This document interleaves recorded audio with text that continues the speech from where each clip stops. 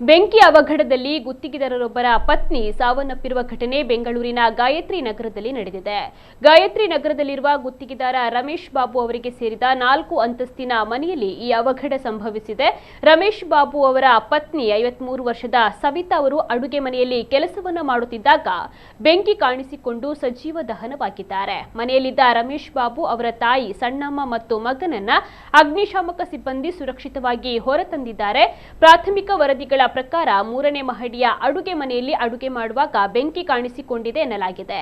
ಹೊಗೆ ಸೇವನೆಯಿಂದ ಅಸ್ವಸ್ಥರಾದ ಮೂವರನ್ನ ಚಿಕಿತ್ಸೆಗಾಗಿ ಮಣಿಪಾಲ್ ಆಸ್ಪತ್ರೆಗೆ ದಾಖಲಿಸಲಾಗಿದೆ.